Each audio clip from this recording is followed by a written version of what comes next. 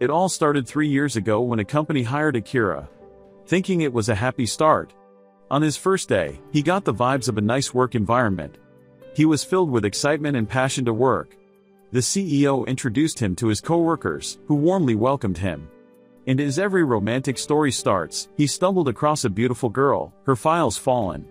They started picking them together, and that's when he saw her eyes and her gorgeous smile.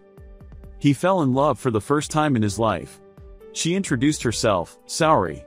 She acted politely and told him to ask for help if he needs anything. Then she wished him luck and went to her office. But little she knows, she stole Akira's heart. At dinner time, he was eating with his new co-workers. They were impressed by him. He graduated from a good school. Oh, and he was playing rugby too. What an athlete. They looked at him as a dependable and valuable asset on the team. Their words and belief in him warmed his heart. Across the other table, Saori was sitting. She looked at him and waved her hand. That is all Akira needed to decide to work hard and do his best to give her a good impression. After finishing eating, he was paying farewells for his co-workers and intending to leave and go back home.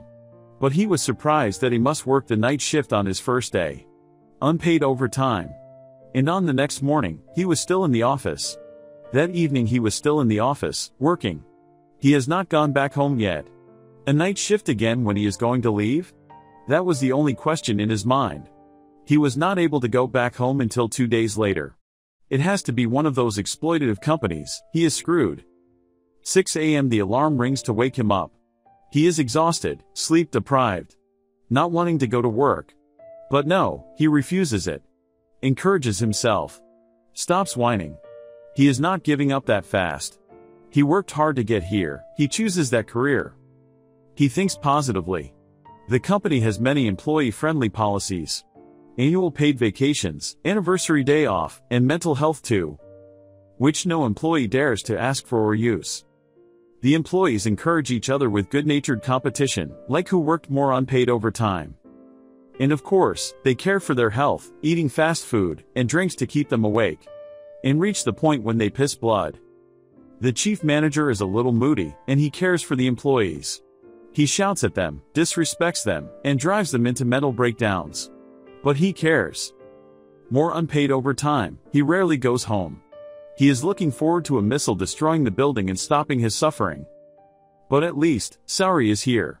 She brought food for Akira because he has been working through lunch.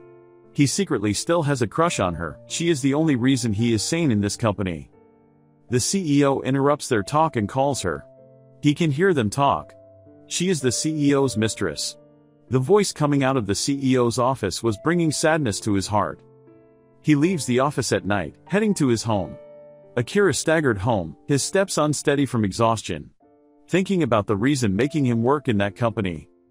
A client wants him to restart the work all from the beginning for a silly reason. And Akira cannot refuse. Akira was falling into a hole in his own mind. A hole of exhaustion, a hole of darkness. He is being humiliated and used for the company's purposes.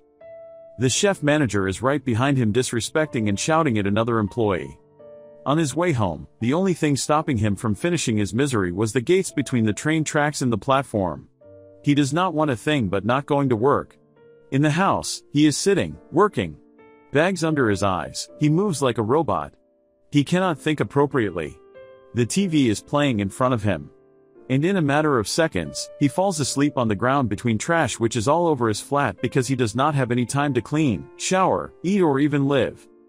The alarm rings again, announcing another day of misery. Akato breaks down, crying. He does not want to go to work. His vision turned into black and white, monochrome. He leaves his trash flat and leaves for work. On his doorstep, he notices a note left by the building manager.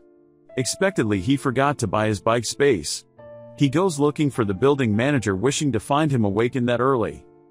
Akira knocks on the manager's door. He is not answering. Akira thinks he is going to be late for work. Finds an open door, and he opens it, calling for the manager. A woman is on the ground, blood everywhere, and someone who is probably the manager, or the guy who was the manager, is eating her? The guy approaches. Akira steps back and runs. Another group of people acting weird in front of him. He takes another way, rushes on the stairs running with his life. He crashes into an open door, causing his head to bleed. Gives him seconds to think and understand that those are zombies. If that keeps happening, he is going to be late for work. He enters the roof. And gets it.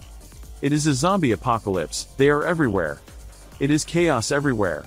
Places on fire, dead people, and an anonymous future. He does not have to go to work again. He finally does not have to go to work again. He is finally free. He loses his mind of happiness. He feels the energy spreading all over his body. Life is getting colored again. The sky is blue, the trees are green. His blood is red. He is a free man starting today. He sits on the roof. What can he do now? Skydiving, traveling, binging movies, or drinking all day. Do all the things he wanted. She crosses his mind. Sorry. His first love, did she survive? He ignores the fact that she is the CEO's mistress. And decides to go check on her. Using the emergency contacts, he finds her address. And reaches it. He stands on the doorstep, nervous about meeting her, choosing his words. Eventually, he encourages himself and rings the bell. No one answers, so he opens the door. Turning out that the CEO is there. He is turning into a zombie too. Surprisingly, Akira mans up, looks at him, and tells him that he is resigned. And with rugby player experience, he runs and pushes the CEO out of the house window, finishing him. He investigates the house and finds her standing there. On the bedroom. It looks like he was late. She is already turning into a zombie too. At least, he got to see her one last time. And express his feelings. He tells her that she has been his crush for the last 3 years. She approaches him, he refuses to hurt her. He runs and escapes out of the place.